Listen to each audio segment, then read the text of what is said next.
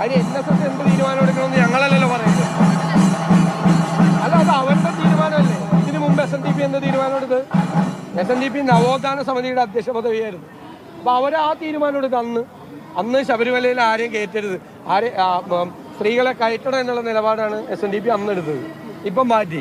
പിണറായി വിജയൻ പറഞ്ഞത് ആകാശം ഇടിഞ്ഞു വീണാലും അവിടെ സുപ്രീം കോടതി വിധിയുടെ ഒപ്പം നിൽക്കും എന്നാണ് പറയുന്നത്, അല്ലേ? സുപ്രീം കോടതി വിധിയുടെ കൂടെ നിൽക്കും എന്നാണ് പറഞ്ഞത്. ഒരു തരത്തിലും നവോത്ഥാന ചിന്തയ്ക്ക് മാറ്റമില്ലെന്ന് പറഞ്ഞു. ഇപ്പം എങ്ങോട്ടാ മാറി? ഞങ്ങളല്ലല്ലോ മാറിയത്. ഞങ്ങൾ അന്നെടുത്ത നിലപാടും ഇന്നെടുത്ത നിലപാടും അയ്യപ്പ ഭക്തരുടെ കൂടെ, വിശ്വാസികളുടെ കൂടെ ഉള്ള നിലപാടാണ് എടുത്തത്. ഞങ്ങളുടേത് ഇപ്പം ഞങ്ങളെടുത്ത തീരുമാനം രാഷ്ട്രീയ തീരുമാനമാണ്. ഞങ്ങൾ ആ തീരുമാനത്തിൽ ഒരു മാറ്റമില്ല. അത് അവരുടെ ഇഷ്ടമല്ലേ? അല്ല, എന്തിനും ഞങ്ങൾ ആശങ്കപ്പെടുന്ന എന്തിനാ? അത് അവരുടെ തീരുമാനം. അവർക്ക് ഇഷ്ടമുള്ള തീരുമാനം. ഒരു വിഷയത്തിൽ അവർക്കത് എടുക്കാം. അല്ല, എന്ത് തെറ്റുള്ളത്?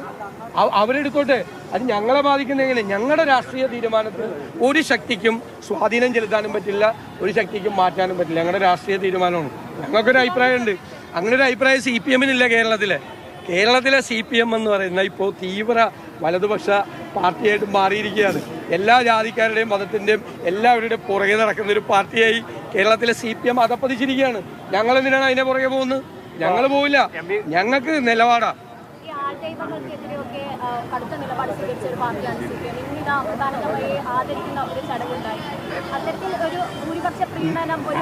ഞാൻ പറഞ്ഞല്ലോ, നിങ്ങൾക്ക് വളരെ വ്യക്തമല്ലേ, വളരെ വ്യക്തമാണല്ലോ. അമൃതാനന്ദമയുടെ അടുത്തൊന്നും പോയില്ലെന്ന് ഞങ്ങൾക്ക് പരാതിയില്ല. പക്ഷേ ഈ കപടഭക്തിയുമായി അയ്യപ്പ സംഗമം നടത്തിയപ്പോൾ അതിൻ്റെ കൂടെ ഞങ്ങളില്ല. അത് ഏത് നിലയിൽ പൊളിഞ്ഞും പോയി, ഏത് നിലയിൽ പൊട്ടിയും പോയി ആ പരിപാടി. പിന്നെ ആകെ പിണറായി വിജയന് സന്തോഷമായത് യോഗി ആദിത്യനാഥിൻ്റെ സന്ദേശം വായിച്ച് മന്ത്രിമാരെല്ലാം പുളകിതരായി. അതാണ് സംഭവിച്ചത്. അപ്പോൾ യോഗി ആദിത്യനാഥും പിണറായി വിജയനും നല്ല കൂട്ടുകാരായി മാറി. അതല്ലേ അതിൻ്റെ പരിണത ഫലം. പിന്നെ വിദ്വേഷം പ്രസംഗിക്കുന്ന ആള്, മറ്റു മതങ്ങളെക്കുറിച്ച് വിദ്വേഷം പറയുന്ന ആളുകൾ, അവരെല്ലാം എഴുന്നള്ളിച്ച് കൊണ്ടുവന്ന് സ്വയം പരിഹാസനായി. ആ കൂടെ ഞങ്ങൾ ഉണ്ടായില്ല എന്നുള്ളത് ഞങ്ങൾക്ക് വലിയ ആശ്വാസമാണ്. ഞങ്ങളെങ്ങനെ അവിടെ പോയി ഇരുന്നിരുന്നെങ്കിലോ ഞങ്ങളും അതുപോലെ പരിഹാസ കഥാപാത്രങ്ങളായിരുന്നു. ഈ യോഗി ആദിത്യനാഥിൻ്റെ ഈ സന്ദേശം വായിക്കുമ്പോൾ ഞാനങ്ങനെ സ്റ്റേജിലുണ്ടായിരുന്നെങ്കിലോ ഭയങ്കര സന്തോഷമായി ഞങ്ങൾക്ക് പോവാൻ. അവസാനിപ്പിച്ച ചോദ്യം. സ്വാമിയെ ശരണമയ്യപ്പ, പൊന്നു അയ്യപ്പ, കൈവിടല്ല അയ്യപ്പ എന്നാണിപ്പോ പിണറായി വിജയൻ പറയുന്നത്. കാരണം തൊടുന്നതെല്ലാം പാളുകയാണ്. പിണറായി വിജയന് തൊടുന്നതൊക്കെ പാളുകയാണ്. ആദ്യം മുതലേ ശബരിമലയെ കളങ്കപ്പെടുത്തുവാൻ ഒരു നവോത്ഥാന സമിതി ഉണ്ടാക്കി. അതിൻ്റെ തലപ്പത്ത് വെള്ളാപ്പള്ളി നടേശൻ എന്ന് പറയുന്ന കേരളം കണ്ട ഒരു വർഗീയവാദിയെ അതിൻ്റെ തലപ്പത്ത് കൊണ്ടുപോയി ഇരുത്തി. എന്നിട്ട് പോലീസിൻ്റെ അകമ്പടിയോടുകൂടി ശബരിമലയെ കളങ്കപ്പെടുത്താൻ അവിടേക്ക് സ്ത്രീകളെ, യുവതികളെ കൊണ്ടുചെന്നെത്തിച്ചു. എല്ലാ സംരക്ഷണവും ഒരുക്കി സന്നിധാനത്തെത്തിച്ചു. സന്നിധാനത്തെ കളങ്കപ്പെടുത്തി. അത് കഴിഞ്ഞ് ഇപ്പോൾ അയ്യപ്പ സംഗമം നടത്തി.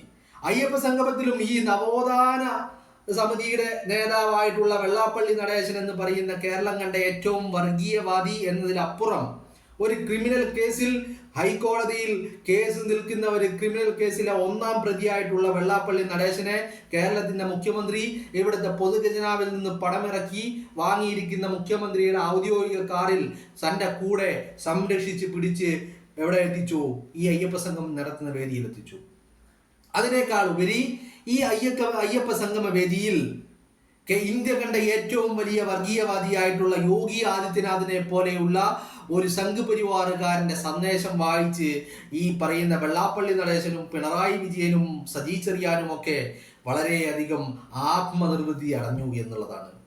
എല്ലാ കാര്യങ്ങളും കൈവിട്ടു പോവുകയാണ്. ഷാഫി പറമ്പിലിനെ പെണ്ണുപിടിയനാക്കുവാനുള്ള ശ്രമങ്ങൾ ഒരു ഭാഗത്ത് നടത്തി. മറ്റൊരു ഭാഗത്ത് രാഹുൽ മാങ്കൂട്ടത്തിനെതിരെ ആരോപണങ്ങൾ ഉന്നയിക്കുവാൻ വേണ്ടി സ്ത്രീകളെ മുന്നിൽ കൊണ്ടുവന്ന് നിർത്തി. അവിടെയും തീർന്നോ? അവിടെയും തീർന്നില്ല. ഈ വെള്ളാപ്പള്ളി നടേശൻ പിണറായി വിജയന്റെ കൂടെ ഈ പറയുന്ന അയ്യപ്പ സംഗമത്തിലേക്ക് പിണറായി വിജയന്റെ മുഖ്യമന്ത്രിയുടെ ഔദ്യോഗിക കാറിൽ യാത്ര ചെയ്ത് അയ്യപ്പ സംഗമ വേദിയിലെത്തിയ ഈ പറയുന്ന വെള്ളാപ്പള്ളി നടേശൻ അവിടെ നിന്ന് ഇറങ്ങി നേരെ വീട്ടിലെത്തി നോക്കുമ്പോൾ അവിടെ സംഘപരിവാറുകാർ തന്നെ സ്വീകരിക്കുവാനും തന്നെ കാണുവാനും താനുമായി ചില കാര്യങ്ങൾ കൂടിയാലോചിക്കുവാനും വന്നിരിക്കുന്നു. ആരാ വന്നത്? കേന്ദ്ര മന്ത്രി ആയിരുന്ന കഴിഞ്ഞ ടൈമിൽ നരേന്ദ്രമോദി മന്ത്രിസഭയിൽ കേന്ദ്രമന്ത്രിയായിരുന്ന മുരളീധരൻ, സംഘപരിവാറിന്റെ മുരളീധരൻ അവിടെ വന്നിരിക്കുന്നു. എന്താണ് ഈ മുരളീധരനും ഈ പറയുന്ന വെള്ളാപ്പള്ളി നടേശനും തമ്മിലുള്ള ബന്ധം? അങ്ങനെ സംഘപരിവാറുകാരനുമായി അടുത്ത ബന്ധമുള്ള ഈ വെള്ളാപ്പള്ളി നടേശനും ഈ പിണറായി വിജയനും തമ്മിൽ എന്താണ് ബന്ധം? ബന്ധങ്ങൾ പലവിധമാണ്. ഈ വെള്ളാപ്പള്ളി നടേശൻ എന്ന് പറയുന്നത് RSSന്റെയും CPMന്റെയും, അതായത് RSSന്റെയും പിണറായി വിജയന്റെയും ഇടയിലുള്ള പാലമാണ്. ഈ പാലം അങ്ങോട്ട് കാര്യങ്ങൾ എത്തിക്കും, അവിടെ നിന്ന് കാര്യങ്ങൾ ഇങ്ങോട്ടും എത്തിക്കും. ഒരു പാലം ഇട്ടാൽ അങ്ങോട്ടും ഇങ്ങോട്ടും എന്നല്ലേ? അതെ, അത് തന്നെയാണ്. പിണറായി വിജയന് വേണ്ട കാര്യങ്ങൾ, ആവശ്യങ്ങൾ, അതൊക്കെ RSSന് എത്തിച്ചു കൊടുക്കുന്നത് ഈ വെള്ളാപ്പള്ളി നടേശൻ. RSSന്റെ ആവശ്യങ്ങൾ അത് പിണറായി വിജയൻ എത്തിച്ചു കൊടുക്കുന്നത് അതും ഈ വെള്ളാപ്പള്ളി നടേശൻ. വെള്ളാപ്പള്ളി നടേശൻ ഇതിന്റെ ഒരു പാലമാണ്. RSSന്റെ കണക്കുകൂട്ടലുകൾ എന്താണെന്ന് നിങ്ങൾക്കറിയോ? RSSന്റെ കണക്കുകൂട്ടലുകൾ ബംഗാളിൽ ഈ സഖാക്കൾക്ക് സംഭവിച്ച അതേ കാര്യം അത് ഇവിടെയും സംഭവിക്കണം എന്ന് വെച്ചാൽ, ഈ 2026 തെരഞ്ഞെടുപ്പിൽ BJP അധികാരത്തിൽ വരണമെന്നല്ല RSS ആഗ്രഹിക്കുന്നത്. ഈ 2026 തെരഞ്ഞെടുപ്പിൽ CPM അധികാരത്തിൽ വരണം. അങ്ങനെ തുടർച്ചയായി ഒരു 10 വർഷം, ഒരു 2 ടേം കൂടി CPM അധികാരത്തിൽ വരുന്നതോടുകൂടി RSSന് എല്ലാവിധ വളവും വെള്ളവും പിണറായി വിജയൻ നൽകി അവരെ വളർത്തിയെടുക്കും. അതോടുകൂടി ഈ 2 ടേം 10 വർഷം കഴിയുമ്പോൾ ഈ CPM ബംഗാളിൽ എന്താണോ സംഭവിച്ചത്, ഒരു തരിമ്പ് പോലും ബാക്കിയില്ലാതെ അവിടുത്തെ ജില്ലാ സെക്രട്ടറിമാരും അവിടുത്തെ ലോക്കൽ കമ്മിറ്റി അംഗങ്ങളും അവിടുത്തെ ലോക്കൽ കമ്മിറ്റി സെക്രട്ടറിയും ഒക്കെ കേരളത്തിൽ വന്നിട്ട് പൊറാട്ട അടിക്കുവാനും തേങ്ങ പറിക്കുവാനും തെങ്ങിൽ കയറുവാനും ഒക്കെ നമ്മുടെ നാട്ടിൽ വന്ന് ഇപ്പൊ പണിയുന്നുണ്ടെങ്കിൽ, ഇതൊരു 10 വർഷം കഴിയുമ്പോൾ ഈ പറയുന്ന റഹീമും ജെയ്സി തോമസും സ്വരാജും ഒക്കെ തേങ്ങ പറിക്കുവാനും പൊറോട്ട അടിക്കുവാനും ബംഗാളിലേക്ക് പോകണം. അപ്പൊ അവിടെ എന്താ സംഭവിക്കുക? ആ 10 വർഷത്തിനുള്ളിൽ ഈ പിണറായി വിജയൻ തന്നെ ചെല്ലും ചെലവും കൊടുത്തി RSSനെ കേരളത്തിൽ വളർത്തിയെടുക്കും. അതാണ് RSSന്റെ അജണ്ട. ആ അജണ്ടകൾക്ക് പാലം വെക്കുന്നത് ആരാ? ഈ പറയുന്ന വെള്ളാപ്പള്ളി നടേശൻ. വെള്ളാപ്പള്ളി നടേശൻ ആരാ? ഈ വെള്ളാപ്പള്ളി നടേശൻ ആരാ?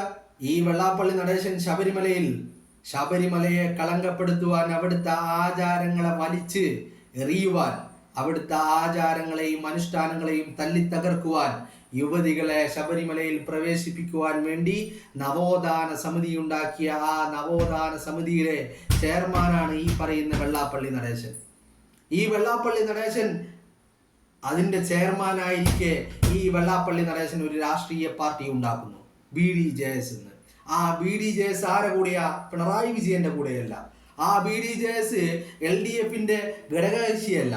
ആ BDJS NDAയുടെ ഘടകകക്ഷിയാണ്. അതായത് സംഘപരിവാറിന്റെ കൂടെയാണ് ആ BDJS ഉള്ളത്. എന്ന് പറഞ്ഞാൽ ഒരു വെടിക്ക് 2 പക്ഷി, ഒരേ സമയം 2 വള്ളത്തിൽ കാല് വെച്ചുകൊണ്ട് കേരളത്തിന്റെ പൊതുസമൂഹത്തിലൂടെ സഞ്ചരിക്കുന്ന ഈ പറയുന്ന വർഗീയവാദിയാണ് നവോത്ഥാന സമിതിയുടെ ചെയർമാൻ. ആ സമിതിയുടെ ചെയർമാനെയാണ് ഈ പറയുന്ന പിണറായി വിജയൻ തൻ്റെ വാഹനത്തിൽ ആനയിച്ച് കൊണ്ടുവന്നിട്ട് ആ അയ്യപ്പ സംഗമ വേദിയിൽ ഇന്ത്യ കണ്ട ഏറ്റവും വലിയ വർഗീയവാദിയായിട്ടുള്ള യോഗി ആദിത്യനാഥിന്റെ സന്ദേശം വായിച്ചുകൊണ്ട് പുളകിതരാവുന്നത്. എന്തൊരു പരിഹാസമായ കാര്യമാണ്! നിങ്ങളൊന്ന് ആലോചിച്ച് നോക്കൂ. ഇവർ പരിഹസിക്കുന്നത് ആരെയാണ്? കേരളത്തിന്റെ പൊതുസമൂഹത്തെ നോക്കിയല്ലേ ഇവർ പല്ലിളിക്കുന്നത്? കേരളത്തിന്റെ രാഷ്ട്രീയ ബോധത്തെ നോക്കിയല്ലേ ഇവർ പല്ലിളിക്കുന്നത്? ഒരേ സമയം സംഘപരിവാറിന്റെ കൂടെയും ഒരേ സമയം പിണറായി വിജയന്റെ കൂടെയും നിൽക്കുക എന്ന് പറയുന്നത് എങ്ങനെയാണ് സാധ്യമാകുന്നത്? എങ്ങനെയാണത് സാധ്യമാകുന്നത്? വെള്ളാപ്പള്ളി നടേശൻ എന്ന് പറയുന്നത് ഈ BDJSന്റെ അതിന്റെ പിതാവാണ് ഈ പറയുന്ന വെള്ളാപ്പള്ളി നടേശൻ. ആ BDJS എവിടെയാണുള്ളത്? NDAയുടെ പാളയത്തിൽ, അതായത് സംഘപരിവാറിന്റെ പാളയത്തിൽ. ഒരേ സമയം സംഘിയും സഖാവുമാകുന്ന വെള്ളാപ്പള്ളി നടേശൻ. ആ വെള്ളാപ്പള്ളി നടേശനെ കൈവെള്ളയിൽ ഇങ്ങനെ സംരക്ഷിച്ച് കൊണ്ടു നടക്കുന്ന പിണറായി വിജയൻ. സംരക്ഷണം എന്ന് പറഞ്ഞാൽ ഹൈക്കോടതിയുടെ മുന്നിൽ നിൽക്കുന്ന ഒരു കേസിൽ 1-ാം പ്രതിയാണ്. തട്ടിപ്പ് കേസിൽ പാവങ്ങളായിട്ടുള്ള ഈഴവർക്ക് നൽകേണ്ട ഒരു ഫണ്ട് അത് അടിച്ചു മാറ്റിയ കേസിലെ 1-ാം പ്രതിയാണ് ഈ പറയുന്ന വെള്ളാപ്പള്ളി നടേശൻ. ആ വെള്ളാപ്പള്ളി നടേശനെയാണ് ഈ പിണറായി വിജയൻ കൈവെള്ളയിൽ കൊണ്ടു നടക്കുന്നത്. എന്തിനാ? ഈ പിണറായി വിജയനും RSSനും ഇടയിലുള്ള പാലമാണ് ഈ വെള്ളാപ്പള്ളി നടേശൻ. അതാണ് ഇപ്പൊ വെള്ളാപ്പള്ളി നടേശനെ കൊണ്ട് നടക്കുന്ന പിണറായി വിജയൻ വിളിക്കുന്നു, സ്വാമിയേ ശരണമയ്യപ്പ, അയ്യപ്പ കൈവിടല്ല അയ്യപ്പ എന്ന് വിളിക്കുകയാണ് പിണറായി വിജയൻ. എന്നാലോട്ടോ പിണറായി വിജയനാണെങ്കിൽ ഒന്നാം തരം നിരീശ്വരവാദിയാണ്, ഭൗതികവാദിയാണ്, മതമില്ലെന്ന് പറയുന്നവരാണ്, വിശ്വാസങ്ങളും ആചാരങ്ങളും അനുഷ്ഠാനങ്ങളും തല്ലി തകർക്കണമെന്ന് പറയുന്നവരാണ്. ആര്? ഈ പറയുന്ന പിണറായി വിജയൻ. അതല്ലേ പിണറായി വിജയൻ തൻ്റെ മകൾ വീണ വിജയനെ മുഹമ്മദ് റിയാസിന് കല്യാണം കഴിപ്പിച്ചു കൊടുത്തത്. ഇവരൊക്കെ ഭൗതികവാദികളാ, മതമില്ലെന്ന് പറയുന്നവരാ, ദൈവങ്ങളില്ലെന്ന് പറയുന്നവരാ, ശബരിമല ടൂറിസ്റ്റ് പ്ലേസ് ആക്കണമെന്ന് പറയുന്നവരാ, ആരാധന കേന്ദ്രത്തെ ടൂറിസ്റ്റ് പ്ലേസ് ആക്കണമെന്ന് പറയുന്നവരാ. അതാണിവർ. അങ്ങനത്തെ ഇവർ കയ്യിൽ നിന്ന് ഓരോന്നോരോന്നായി പോവുകയാണ്. നിങ്ങൾ കണ്ടില്ലേ, 10 കൊല്ലം ഭരിച്ചിട്ട് നേട്ടങ്ങൾ പറയാൻ പിണറായി വിജയൻ ഒന്നുമില്ല. ഇപ്പൊ പിണറായി വിജയൻ മുന്നിൽ വെക്കാൻ ആരാ ഉള്ളത്? ഒന്ന് രാഹുൽ മാങ്കൂട്ടമാണ്, മറ്റൊന്ന് ഷാഫി പറമ്പിലാണ്. തന്നെ ആക്രമിക്കാൻ വരുന്നവർക്ക് മുന്നിൽ ചെക്കായിട്ട് ഈ പറയുന്ന ഷാഫി പറമ്പിലിനെയും രാഹുൽ മാങ്കൂട്ടത്തിനെയും നിർത്തിയിരിക്കുകയാണ്. എന്തിനു വേണ്ടിയിട്ടാ? തൻ്റെ പരാജയങ്ങൾ, തൻ്റെ തോൽവികൾ അത് കേരളത്തിന്റെ പൊതുസമൂഹത്തിൽ തുറന്നു കാട്ടപ്പെടാതിരിക്കാൻ വേണ്ടിയിട്ടാണ് ഇവരെ ചെക്കാക്കി നിർത്തിയിരിക്കുന്നത്. ബട്ട് ഷാഫിയെ തൊട്ടതും രാഹുലിനെ തൊട്ടതുമൊക്കെ കൈ പൊള്ളിയിരിക്കുകയാണ് പിണറായി വിജയന്. എല്ലാ അർത്ഥത്തിലും പുള്ളി അതീവ ഗുരുതരാവസ്ഥയിലാണുള്ളത്. അതുകൊണ്ടാണ് ഇപ്പൊ അയ്യപ്പനെ വിളിക്കുന്നത്. അയ്യപ്പ കൈവിടല്ലേ എന്നാണ് പിണറായി വിജയൻ പറയുന്നത്.